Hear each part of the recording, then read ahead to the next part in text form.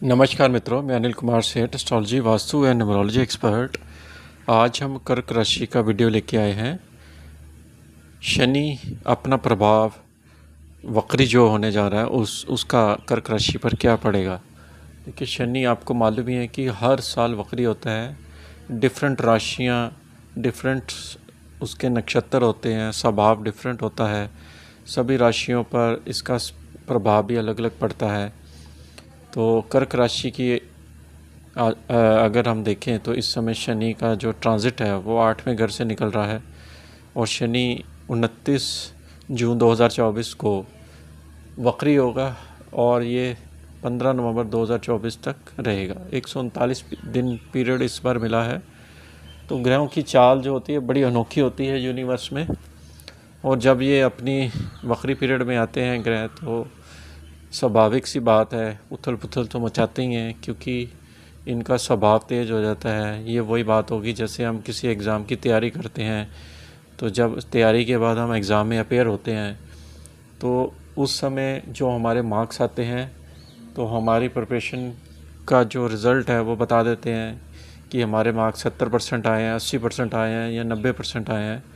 तो प्लैनेट भी इस तरह से आपका टेस्ट लेते हैं, और ख़ासकर शनि क्योंकि एक कार्मिक प्लैनेट है, इसको डिपार्टमेंट मिला हुआ है भगवान शंकर से, तो सबसे ज़्यादा नवग्रह में जो टेस्ट लेता है वो आपके कर्मों का वो शनि ही लेता है। अब अच्छा करो या बुरा करो ये रिज़ल्ट भी उस हिसाब से देता है, लेकिन ज्योतिष के माध्यम से हम आपके कर्मों को सुधारने की कोशिश करते हैं, आपको उपाय बताते हैं ताकि आप अपने कर्मों का अलाइनमेंट करो और आगे चल के सफलता की सीढ़ी को चूमो। वो सारी गेम माइंड से होती है, आदतों से होती है। अगर ये दो चीज़ें आपने ज्योतिष के एंगल से बदल ली तो आपके जीवन में बहुत बड़ा बदलाव आता है, क्योंकि जो कष्ट आना है वो आपको झेलना ही पड़ेगा। सिर्फ रेमेडी के द्वारा उस कष्ट की तस्वीर को आप कम कर सकते हैं, लेकिन जो विधि का विधान लिखा होता है वो पीरियड आपको पूरा ही पार करना ही पड़ता है। तो यही ज्योतिष है असली, और यही हमारे जीवन में सिखाता है ज्योतिष। बाकी आप समझदार हैं। आज हम कर्क राशि के ऊपर इसकी चर्चा करेंगे। चंद्र प्रधान राशि होती है, सेवा वाली राशि होती है, क्योंकि चंद्रमा मदर के साथ लिंक माना जाता है। 27 कलाएँ होती हैं इस चंद्रमा में, और शनि का वक्री होना 8वें घर में पिछले भाव का भी फल देगा 7वें घर से। हालांकि ये शनि क्योंकि कर्क लगन वालों के राशि वालों के लिए मारक प्लैनेट बन जाता है। 8वां घर पीड़ा होता, 8वां घर पीड़ा का, 7वां घर आपके इंडिपेंडेंट वर्क का भी होता है, आपके डेली रूटीन वर्क, पार्टनरशिप का भी होता है, मैरिज का भी होता है। तो शनि यहाँ पर आपको दोनों भावों का फल यहाँ पर देगा।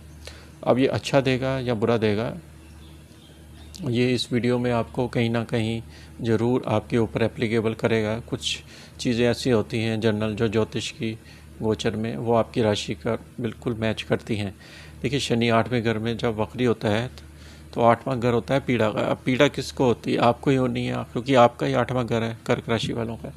तो क्या होता है, 8वें घर से जो पीड़ा होती है, एक तो स्वास्थ्य से पीड़ा होती है, और दैनिक रूटीन वर्क में आपको चैलेंजेस जो फेस होते हैं उसमें भी पीड़ा होती है। कोई ना कोई बड़ा चैलेंज शनि दे देता है, जिसमें से अग्नि परीक्षा आपको पूरी करनी पड़ती है। तो 8वां घर से रिलेटेड आपको अग्नि परीक्षाएँ आपके सामने आ सकती हैं। जैसे ससुराल के साथ आपकी मिसअंडरस्टैंडिंग हो सकती है अगर आपकी शादी है। अगर शादी नहीं हुई है तो आपके हस्बैंड के साथ या वाइफ के साथ आपकी मिसअंडरस्टैंडिंग यहाँ पर शनि क्रिएट कर सकता है।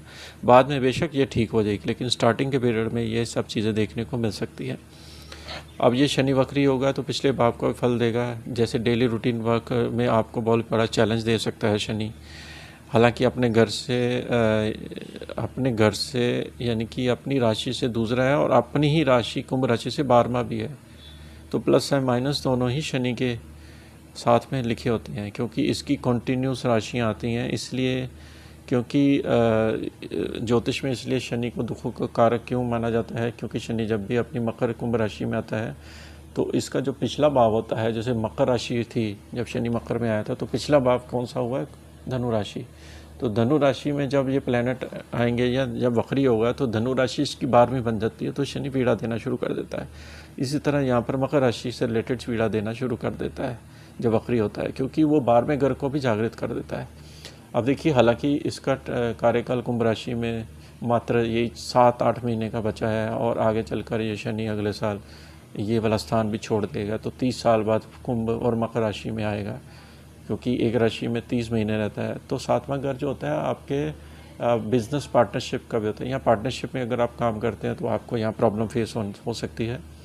इंडिपेंडेंट वर्क करते हैं तो उसमें चैलेंज देखने को मिलेंगे।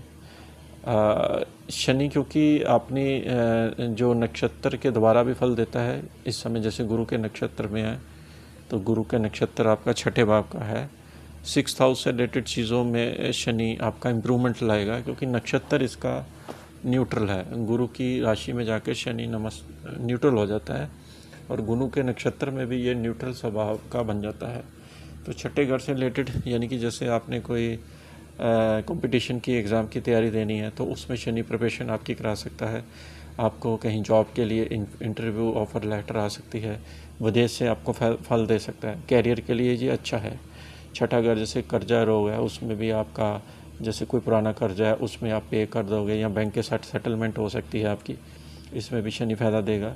शनि की दूसरी राशि जो है मीन राशि, वो भी गुरु की है, 9वें भाव की राशि है। यहाँ पर शनि आपको जैसे लंबी दूरी की यात्रा देगा, धर्म की मार्ग पर चलाएगा, पिता के स्वास्थ्य को इम्प्रूवमेंट करेगा। ये सब चीज़ें आपको देखनी पड़ेगी। 9वां भाव आपका धर्म कार्य का भी होता है, जितना धार्मिक कार्य करोगे उतना ही शनि फल देगा।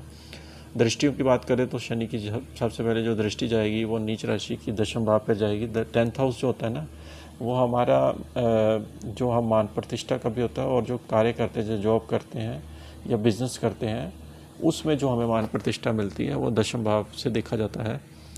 तो 10वें भाव पर इसकी हालांकि नीच की दृष्टि है। कई बार आपको जैसे ऑफिस में बॉस के द्वारा चैलेंज देखने को मिलेंगे। हो सकता है बॉस आपको आपके काम को टेस्ट करे, आपको पेशेंस रखना है। आप अगर अपना बिजनेस करते हैं तो क्लाइंट से भी आपको कई बार डिफ़िकल्टी अराइज हो सकती है, इसलिए पेशेंस रखना है। जैसे आप कोई होटल का बिज़नेस करते हैं, ट्रांसपोर्टेशन का बिज़नेस करते हैं, या किसी भी तरह से आप कोई काम में इन्वॉल्वमेंट है, तो यहाँ पर 10वें स्थान से रिलेटेड शनि आपको यहाँ पर चैलेंज दे सकता है। क्योंकि मंगल की राशि है और 1 नंबर की राशि में तो वैसे भी शनि नीच का ही होता है, तो जब भी नीच राशि पर इसकी दृष्टि जाएगी तो ये हार्डवर्क बहुत करवा देता है। मंगल की जितनी भी राशि हैं, सूर्य की राशि हैं, इन पर जब शनि की दृष्टि जाती है तो उसमें बहुत चैलेंजेस फेस करने पड़ सकते हैं। अब कई बार क्या होता है कि आपका शनि लगन चार्ट में बहुत बढ़िया है, जैसे उच्च का है, मूल त्रिकोण राशि में है, अपनी राशि में है, तो चैलेंज में थोड़ा सा कमी आ जाती है। शनि शत्रु राशि में और नीच राशि का हो तो चैलेंज बढ़ जाते हैं। इस तरह से ये फलित होता है ज्योतिष। और शनि आपके सिंह राशि को सीधा देख रहा है, तो द्वितीय भाव को वाणी पर कंट्रोल रखना है, परिवार के साथ बना के रखनी है। पिता से रिलेटेड जो भी व्यक्ति आपके घर में हैं, चाहे आपका ससुर है, चाहे आपका ताऊ जी है, या आपके जितने भी एल्डर हैं पिता समान, उनकी रिस्पेक्ट जरूर करनी है। क्योंकि शनि की दृष्टि सीधी सिंह राशि की, और सिंह राशि जो होती है वो पिता समान व्यक्ति या पिता से रिलेटेड होती है। और सेकंड हाउस, क्योंकि कर्क राशि वालों को कई बार बहुत गुस्सा आ जाता है, तो वाणी के द्वारा इनको प्रॉब्लम हो जाती है, और कई बार फिर घर छोड़कर इनको भागना पड़ता है, क्योंकि ये बहुत जल्दी चंद्रमा के द्वारा प्रभावित हो जाते हैं। तो इसलिए दूसरे घर पर, हालांकि शनि धन जरूर देगा, क्योंकि 8वें घर में है, तो ये धन के लिए बहुत अच्छा ग्रह बन जाता है, लॉन्गटिविटी के लिए भी अच्छा माना जाता है, लेकिन स्वभाव में तेज़ी ले आता है। ज़रा सी बात आपको किसी ने कही नहीं तो आपको गुस्सा आना लग पड़ता है, अंदर ही अंदर जलने लग पड़ते हो। इसी तरह से शनि आपके 5वें भाव को, आपकी जो वृश्चिक राशि है उसको देख रहा है। संतान के प्रति आपको बहुत ज़्यादा अलर्टनेस फील रहेगी, उनकी हेल्थ के प्रति आपको बहुत टेंशन कई बार रहेगी। एंजाइटी टू डिप्रेशन सबसे ज़्यादा जो आता है वो कर्क राशि वालों के आता है, क्योंकि चंद्रमा 15 दिन शुक्ल पक्ष के, 15 दिन कृष्ण पक्ष के होते हैं। चंद्रमा घटता बढ़ता रहता है। सबसे ज़्यादा 12 राशियों में कर्क राशि ज़्यादा प्रभावित होती है। और शनि की जब 5वें भाव पर दृष्टि जाती है तो संतान के प्रति टेंशन बढ़ा देता है।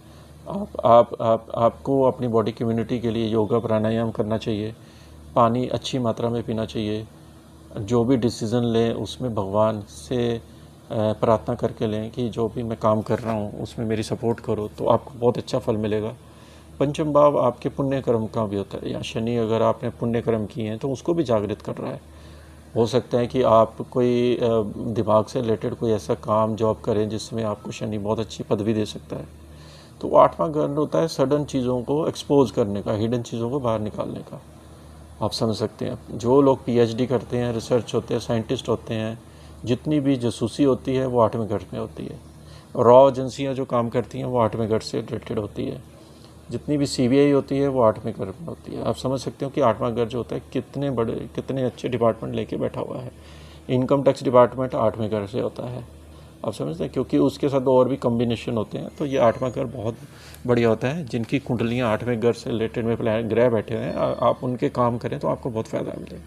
तो कर्क राशि वालों को ये वीडियो कैसी लगी ज़रूर बताइए। उपाय के तौर पर हनुमान जी की उपासना, और आप कृष्ण जी के भजन सुनिए, भजन गाएं। इसमें आप कृष्ण जी की उपासना आपके लिए सबसे बेस्ट है। आपको वीडियो कैसी लगी ज़रूर बताइए। इसके साथ ही हम आपसे